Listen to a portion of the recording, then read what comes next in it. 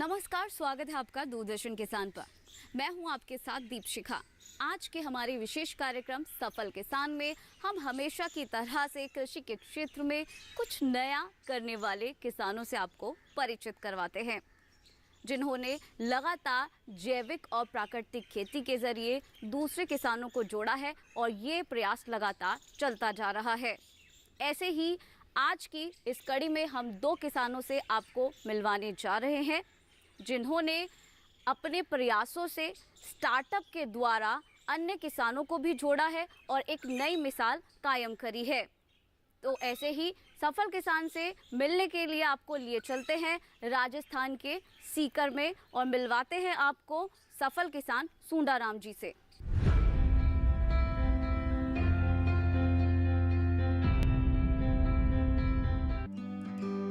राजस्थान का सीकर जिला यूं तो खाटू श्याम भगवान जी के मंदिर के लिए प्रसिद्ध है। इसके अलावा देवताओं में सबसे पहले पूजे जाने वाले गणेश जी के रूप में प्रसिद्धि पाने वाले इस जिले के अधिकांश किसान आकाश से पानी पाने में काफी पीछे हैं। लेकिन यहाँ के किसान अनाज उत्पादन के लिए कड़ी मेहनत करते हैं और पानी को संजोकर उसका इस्तेमाल खेत में बेहतर तरीके से करने का प्रयास करते हैं।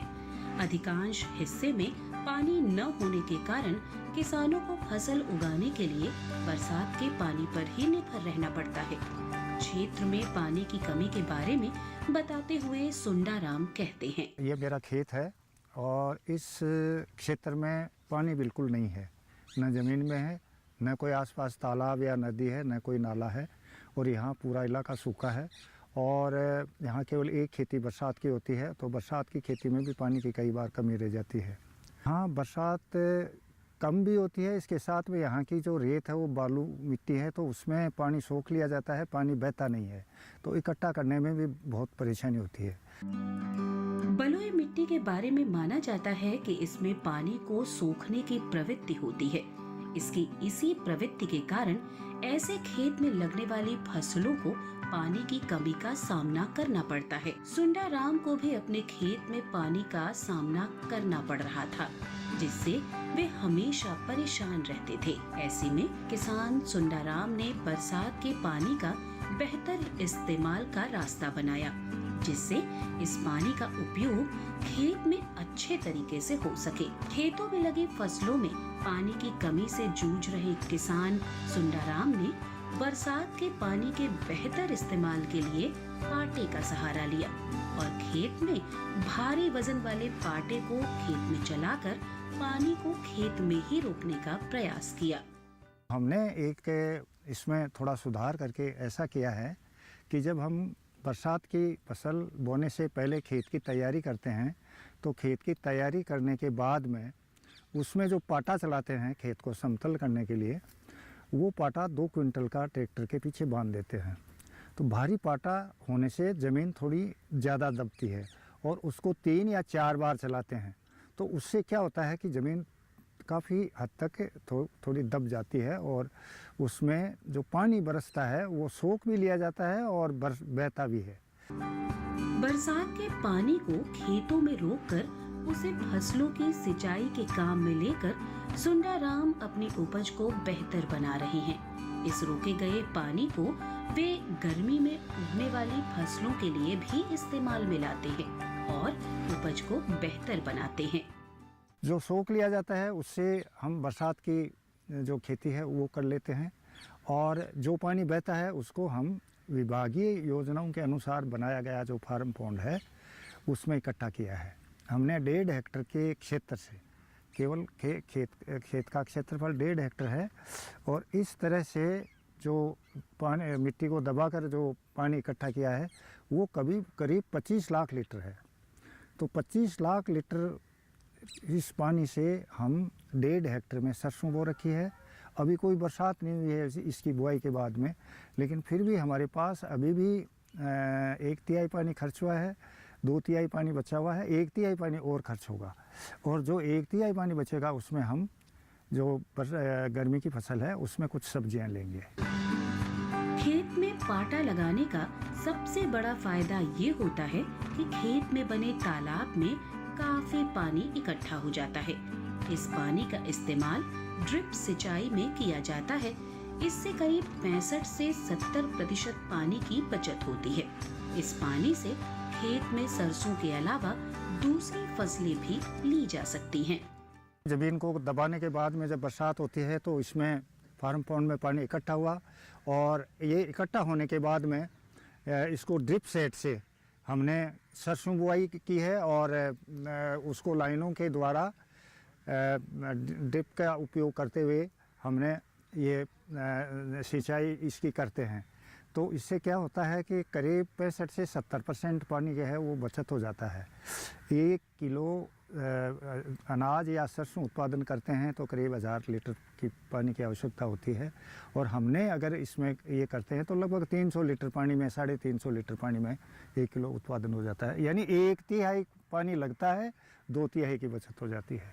तो हम केवल और केवल बरसात के पानी को इकट्ठा करके और खरीफ और रबी दोनों फसलें ले सकते हैं। और इसके साथ में जैसा कि इस बार करीब 70 दिन तक के 50 दिन तक बरसात हुई ही नहीं, तो 50 दिन नहीं हुई, उसमें बीच में हमने एक पानी दिया था, मूंग की फसल थी। तो जो बरसात की फसल है उसमें भी ये सहायक है, और इसके साथ में जो रबी की फसल है वो भी हम गेहूँ, सरसों, चना, कोई भी चीज़ इसमें ले सकते हैं।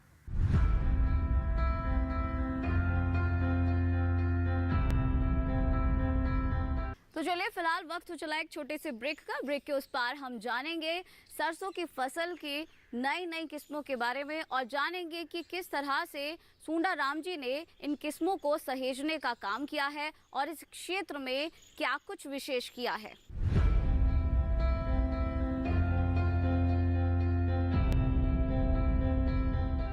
चेक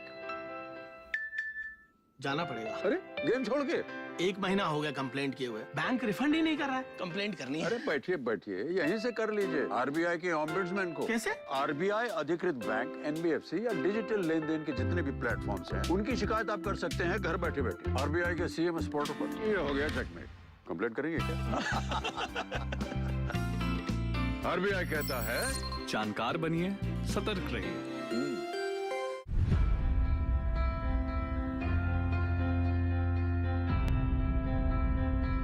ब्रेक के बाद एक बार फिर से स्वागत है आपका हमारे खास कार्यक्रम सफल किसान में। तो चलिए अब आपको लिए चलते हैं कि किस तरह से सुंडा राम जी की जो सरसों की फसलें हैं वो अन्य किसानों के लिए काफ़ी उपयोगी है, लाभदायक है, और क्या कुछ इसकी खूबियां हैं, क्या कुछ विशेषता है। तो ये जानने के लिए अब रुख कर लेते हैं राजस्थान के सीकर ज़िले का।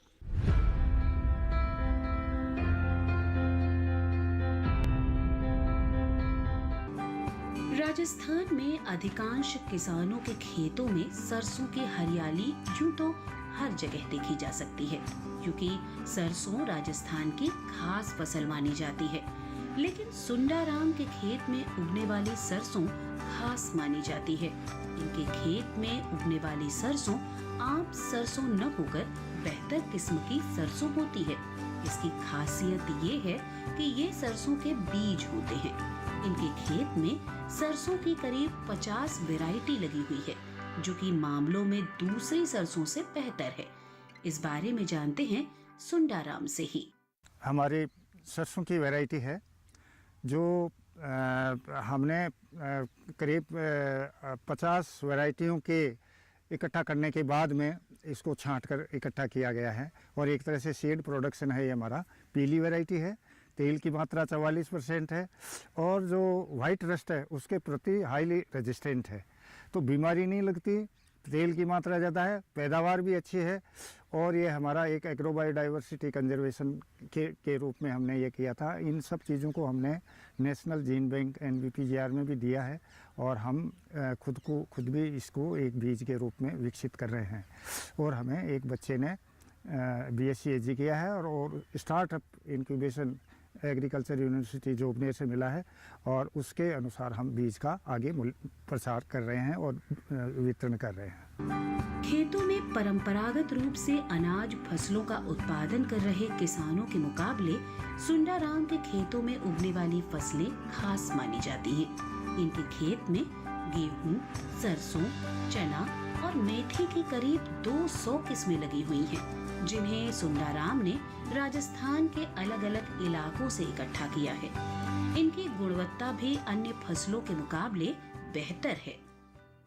मैं अपने खेत के जिस हिस्से में खड़ा हूँ, मेरे पीछे 1 एकड़ में गेहूं की खेती ड्रिप से की हुई है, और जहाँ मैं खड़ा हूँ वहाँ सरसों, गेहूं, चना, मेथी, इन 4 फसलों की करीब 200 किस्में लगी हुई हैं, जो 20 साल पहले पूरे राजस्थान में घूम घूम कर मैंने लोकल वैरायटियाँ इकट्ठी की थी, और इनका करेक्टराइजेशन करने के बाद में कुछ जीन बैंक में दिए हैं, कुछ के अभी परीक्षण चल रहे हैं, और हम देसी गेहूं की यानी गुणवत्ता युक्त देसी गेहूं, चना, सरसों और मेथी की वैरायटियां तैयार की हैं।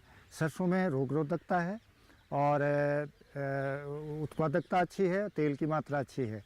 गेहूं देसी है, हम सब देसी गेहूं खाना चाहते हैं, उगाना नहीं चाहता क्योंकि वो पैदावार नहीं होती।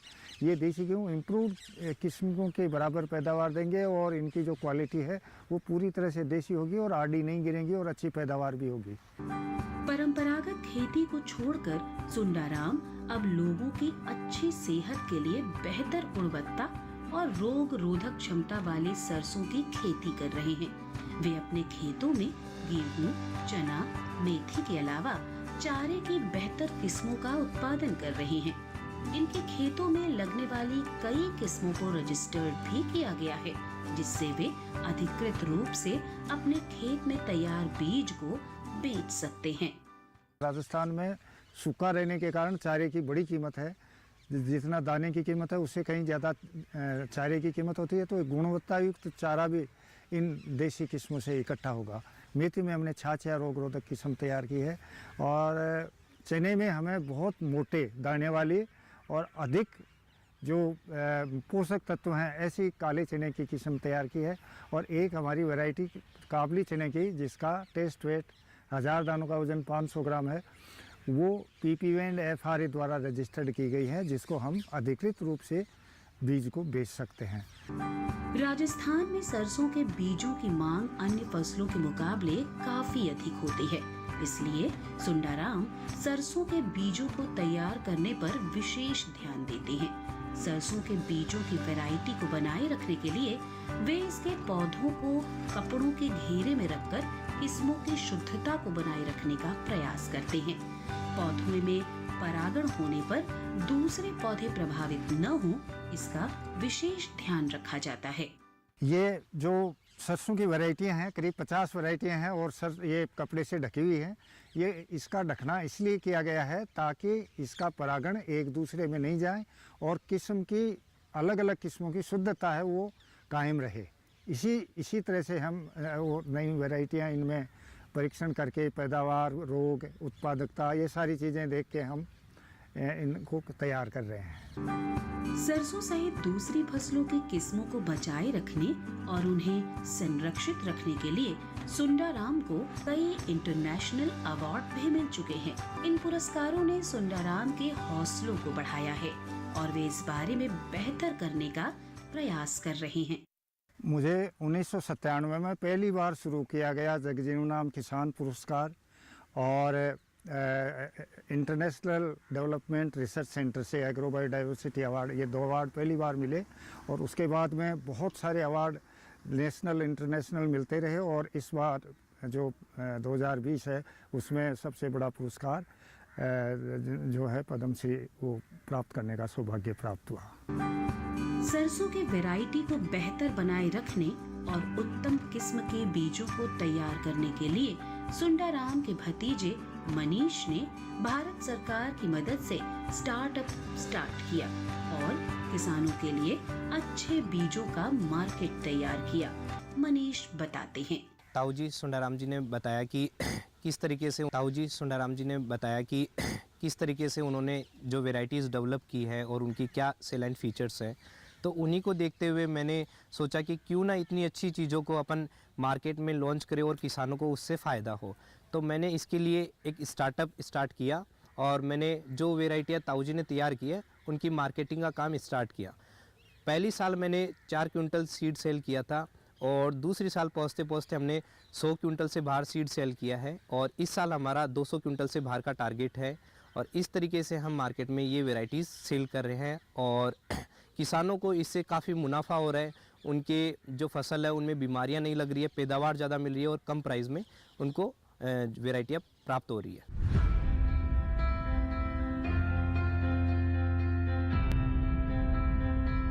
तो चलिए फिलहाल वक्त हो चला है एक और छोटे से ब्रेक का। ब्रेक के उस पार हम जानेंगे कि किस तरह से सीकर जैसे इलाके में किसानों को प्रगतिशील बनाने के लिए वहां के अधिकारी और कृषि विशेषज्ञ लगातार विशेष प्रयास कर रहे हैं। तो जाइएगा नहीं, बने रहेगा दूरदर्शन किसान पर।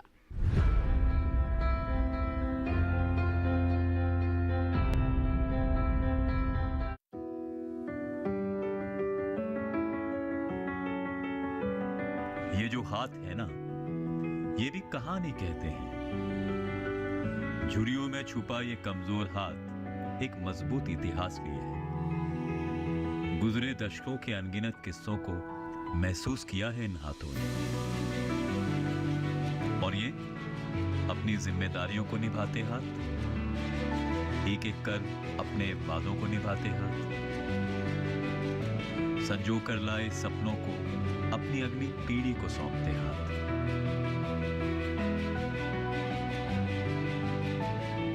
मजबूत इरादों से अपनी किस्मत को संवारते हाथ, अपने कौशल से देश की प्रगति को दिशा देते मेहनत का हाथ। और ये युवा हाथ आंखों में सपने लिए अपने भविष्य को देश की प्रगति से जोड़ते हाथ। बस एक रंग इन हाथों की पहचान और देश के स्वाभिमान को एक करता है। लोकतंत्र का रंग है, ये सब पर चढ़ता है।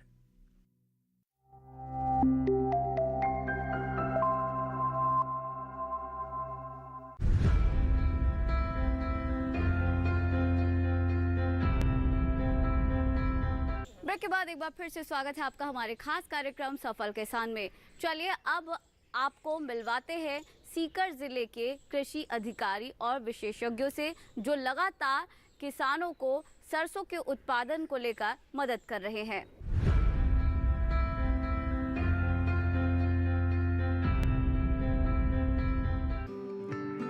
पिछले कुछ सालों में भारत ने दुनिया भर में खाद्य आपूर्ति सुनिश्चित करके प्रमुख कृषि प्रधान देश की इमेज बनाई है, और यह संभव हुआ है देश के विभिन्न क्षेत्रों में काम कर रहे कृषि अधिकारियों की ओर से किसानों को मिलने वाले कृषि संबंधी मार्गदर्शन से। राजस्थान में सरसों उत्पादन बढ़ाने में कृषि अधिकारियों का प्रयास किसानों का हौसला बढ़ाने में कामयाब रहा है। इस बारे में विभाग की ओर से मिलने वाला रजिस्टर्ड सीड सरसों का उत्पादन को बढ़ाने में मददगार बन रहा है। इस बारे में बता रहे हैं कृषि अधिकारी। यहाँ पर आप पीछे देखेंगे मेरे इसमें एक 6 बोल्ट का और छोटा स्पेलर लगाया हुआ है। हमारे यहाँ पर सरसों अनुसंधान निदेशालय में सरसों की खेती होती है, जिसमें कि ऑर्गेनिक सरसों भी खेती होती है। हमारा उद्देश्य है कि सभी किसान भाइयों को और आम जनता को एक जानकारी हो सके कि शुद्ध तेल कैसे मिल सकता है। तो इसमें हम लोग प्रयास करते हैं कि यहाँ पर सरसों, जैसे काली सरसों और पीली सरसों, 2 तरह की सरसों होती है। इसमें हम काली सरसों से काली सरसों का तेल निकालते हैं और पीली सरसों से पीली सरसों का तेल निकालते हैं। यहाँ पर निकालने के बाद में इसको हमने देखा कि सरसों डायरेक्ट बेचने से अच्छा है कि इसका तेल अगर निकाल के बेचा जाए तो किसान भाइयों को अच्छी आमदनी एक प्राप्त हो सकती है, जो कि सरसों का तेल अगर शुद्ध निकलता है तो जो कि शुद्ध स्वास्थ्य के लिए भी काफ़ी लाभप्रद माना जाता है। इसमें हमने देखा है कि ये 6 बोल्ट के स्पेयर लगाने से एक 5 घंटे जब रनिंग में इसमें काम करते हैं तो हम इसमें से जब 5 घंटे हम इसको लगातार इससे काम करेंगे तो हम इससे 2.5 कुंटल सरसों एक साथ में पिलाई कर सकते हैं, और 1 कुंटल में करीब लगभग 38% तेल निकलता है, जो कि काफ़ी अच्छा माना जाता है। 38% तेल में से 30% तेल शुद्ध निकलता है और 8% जो कि हमारी ये खली है इसमें आ जाता है। खली में कोई, और इस तेल में सबसे अच्छा ये है कि किसी तरह की कोई मिलावट इसमें नहीं की जा सकती है। पीली सरसों में जो तेल निकलता है वो काली सरसों की अपेक्षा करीब 5% तेल ज़्यादा निकलता है, और इसको जितने भी तलने बुलने वाली चीज़ जितनी भी हैं उनमें बड़ा अच्छा और उपयोगी माना जाता है। इसमें सबसे पहले हम जब सरसों लेते हैं तो सरसों को अपने ऑयल स्पेलर में डालते हैं और इसमें थोड़ा सा पानी हमको मिलाना पड़ता है।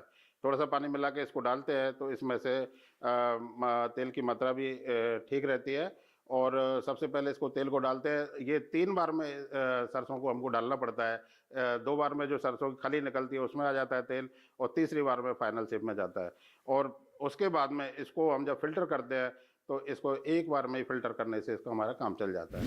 मैं बताना चाहता हूं कि सरसों अनुसंधान निदेशालय सीड प्रोडक्शन किसान भाइयों के द्वारा फार्मर्स पार्टिसिपेटरी प्रोग्राम के माध्यम से लेता है, और एक हमारे आईसीआर का मेगा सीड प्रोजेक्ट जो कि आईसीआर एग्री सीड प्रोजेक्ट है, उसके अंतर्गत हम किसानों को बीज पैदा करवाते हैं किसानों के थ्रू, और उसको हम किसानों तक वापस पहुंचाते हैं अच्छी क्वालिटी का सीड।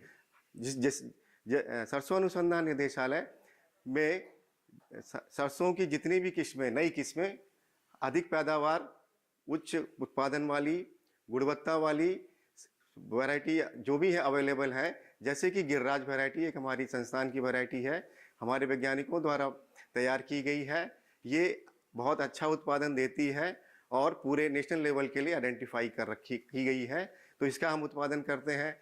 इसके अलावा हमारे पास एक NRCHB 101 वैरायटी है, उसका भी हम उत्पादन करते हैं। इसके अलावा कुछ लेटेस्ट वैरायटी जैसे कि DRMR 116540, ये वैरायटी 2020 में रिलीज़ हुई है, और यह रेन फेड कंडीशन मतलब बिना पानी के, जिसमें पानी की आवश्यकता कम पड़ती है, बहुत अच्छा पैदावार देती है, और लगभग 1 हेक्टेयर में लगभग 25 कुंटल तक हम इसमें प्राप्त कर सकते हैं। अब जैसे मैंने आपको कुछ वैरायटी के नाम बताए, ऐसे हमारे पास 8-10 वैरायटी है जो कि अच्छी क्वालिटी, गुणवत्ता और पैदावार के हिसाब से होती है। मैं यहाँ पर ये बताना चाहूँगा कि हमारे संस्थान में सीड प्रोडक्शन का भी काम होता है। हमारे पास सीड प्रोसेसिंग यूनिट पूरी इकाई है, इसका हम उसमें अच्छी गुणवत्ता का सीड उपलब्ध किसानों को उपलब्ध हो सके, उसका हम पूरा करते हैं।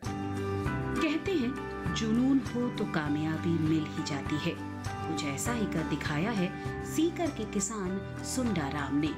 सुंडाराम को बेहतर तरीके से खेती करने और किसानों की मदद करने के लिए क्षेत्र में एक नई पहचान मिली है, जिससे वे किसानों की और भी मदद करने को तत्पर रहते हैं।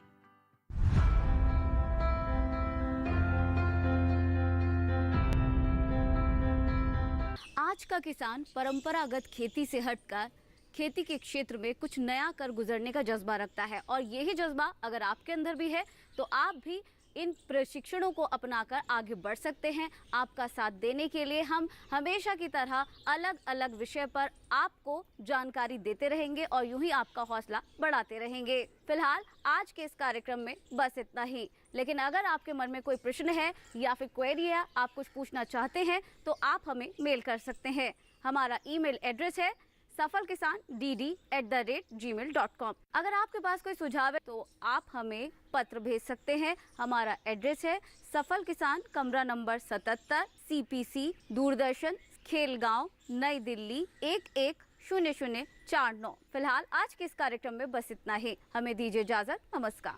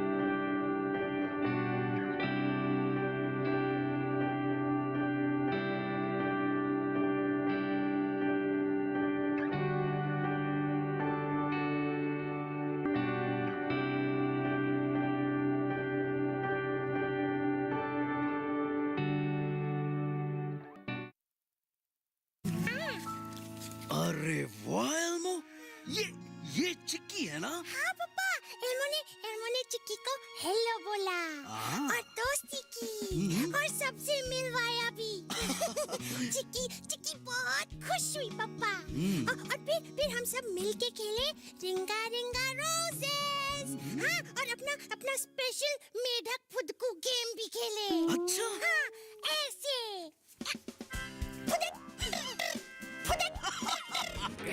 देखिए गली गली सिमसिम प्रतिदिन शाम 4:30 बजे सिर्फ डीडी नेशनल पर, देश का पहला चैनल, देश का अपना चैनल।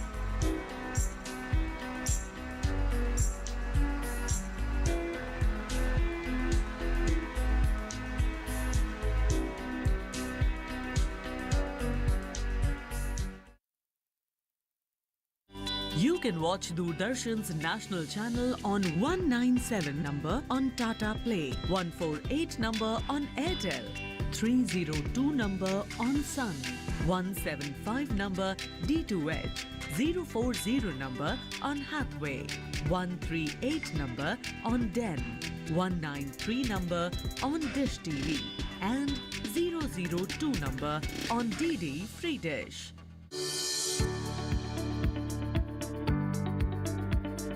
कृषि और पशुपालन है एक दूसरे के पूरक।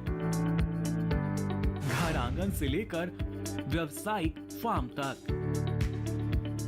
मुर्गी पालन से लेकर रेगिस्तान के जहाज तक। बीमारियों से अब पशुपालक ना हो परेशान। विशेषज्ञ करेंगे आपकी समस्या का समाधान। जुड़िए हमसे, पूछिए अपने सवाल। ईमेल के जरिए भी आप हमारे साथ जुड़ सकते हैं। हमारी ईमेल आईडी है ddkisanapc@gmail.com। हमारे टोल फ्री नंबर हैं 1800-113060 और 1800-113061। देखिए अपना पशु चिकित्सक हर रविवार शाम 6:30 बजे दूरदर्शन किसान चैनल पर।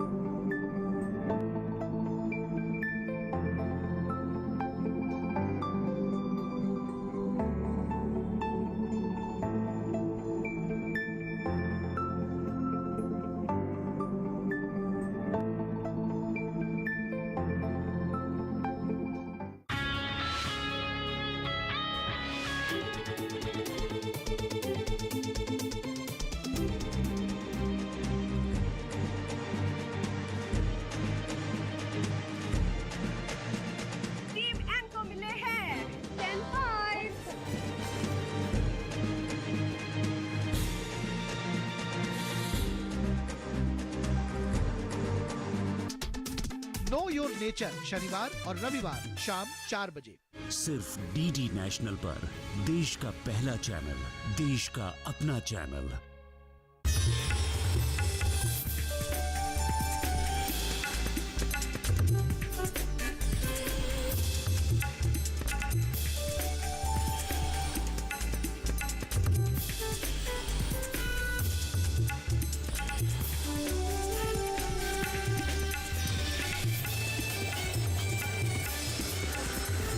डीडी किसान, बदलते भारत की शान।